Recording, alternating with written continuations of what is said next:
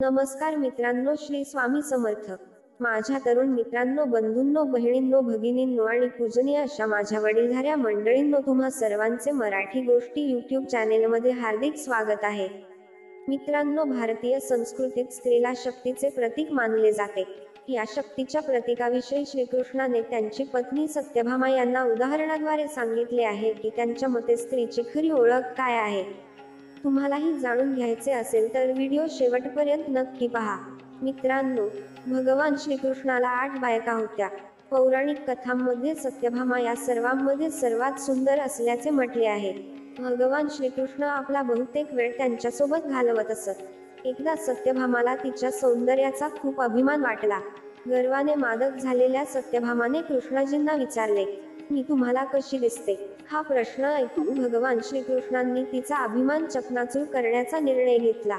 राणीचे महत्त्व तिला दाखवण्यासाठी त्याने तिला मुद्दाम सांगितले की तू मिठासारखी दिसते आहेस.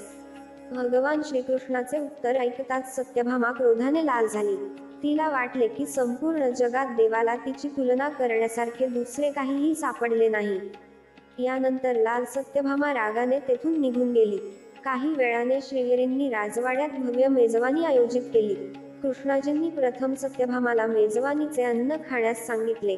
सत्यभामाने प्रथम तोंडात अन्न टाकले, पण लगेच तोंडातून बाहेर काढले. तिचा पारा 7व्या आसमानावर पोहोचला होता. तिचा चेहरा रागाने लाल झाला होता. तिने श्रीकृष्णांना विचारले की मिठाशिवाय अन्न खायला काय अर्थ आहे? असे अन्न कोणी कसे खाऊ शकते? ती जोरजोरात ओरडू लागली आणि हा स्वयंपाक कोणी केला आहे असे विचारू लागली. सत्यभामा म्हणाली की मिठाई आजही मी साखरेशिवाय खाऊ शकते, पण मिठाशिवाय कोणताही पदार्थ खाऊ शकत नाही. तेव्हा श्रीकृष्ण म्हणाले, मग मी तुला मीठ म्हटल्यावर तुला राग का आला? तू मला मिठासारखी प्रिय आहेस. श्रीकृष्णाने तिला समजावले आणि समजावून सांगितले की ज्याप्रमाणे प्रत्येक प्रकारच्या अन्नामध्ये मीठ महत्त्वाचे आहे, त्याचप्रमाणे जगातील प्रत्येक कामात स्त्रीचेही महत्त्व आहे. याशिवाय श्रीकृष्णाने स्त्रीचे वर्णन पाण्यासारखे केले आहे. तात्पर्य, स्त्री ज्याला भेटेल त्याचे गुण अंगीकारते. तेव्हाच सत्यभामाला समजले की हे संपूर्ण नाटक केवळ तिला समजून घेण्यासाठीच केले आहे.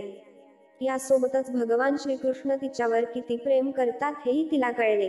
मित्रांनो, श्रीकृष्णाने स्त्रीला मीठ असे वर्णन केले आहे कारण मिठासारखे तिचे अस्तित्व नष्ट करूनही स्त्री आयुष्यभर आपल्या कुटुंबाला प्रेम आणि आदराने जोडून ठेवते. ती कधीही तिच्या कुटुंबावर कोणतीही समस्या येऊ देत नाही. एक स्त्री आपल्या कुटुंबातील सर्व सदस्यांना एकमेकांशी जोडून ठेवते आणि त्यांना नेहमी आनंदी ठेवते.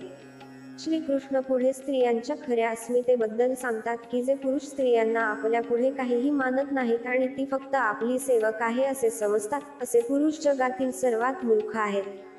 खरे तर स्त्रियाच खऱ्या अर्थाने पुरुषांच्या आयुष्यात आनंद आणतात.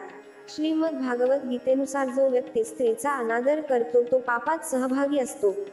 त्यामुळे आपण सर्वांनी महिलांचा आदर केला पाहिजे. मित्रांनो, भगवान श्रीकृष्णाच्या मते स्त्रीची खरी ओळख ही होती. स्त्रीच्या गुणांविषयी सांगताना आचार्य चाणक्य म्हणाले की ज्या स्त्रीमध्ये दयाळूपणा आणि नम्रता असते तिला नेहमीच सन्मान मिळतो. जी स्त्री आपल्या रागावर नियंत्रण ठेवू शकत नाही ती केवळ स्वतःचेच नाही तर संपूर्ण कुटुंबाचे नुकसान करते. त्यामुळे स्त्रीने दया, नम्रता हे गुण अंगीकारले पाहिजेत. आचार्य चाणक्य म्हणाले की स्त्रीचे बोलणे अतिशय गोड असावे. तिने कडू बोलू नये, त्यामुळे तिचे सौंदर्य बिघडते. कठोर शब्द बोलणारी स्त्री सुंदर असूनही कुरूप समजली जाते.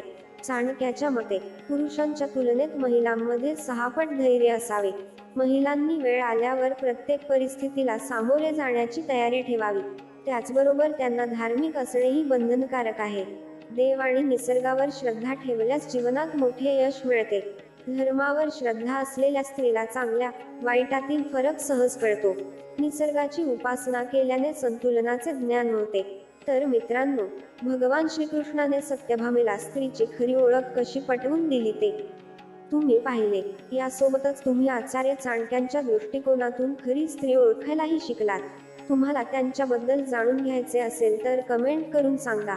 मित्रांनो, जर तुम्हाला हा व्हिडिओ आवडला असेल तर व्हिडिओला एक लाईक करायला विसरू नका. तसेच आणखी माहितीपूर्ण व्हिडिओ ऐकण्यासाठी आमच्या चॅनेलला अवश्य सबस्क्राईब करा. तुमचा अमूल्य वेळ दिल्याबद्दल तुमचे खूप खूप आभार.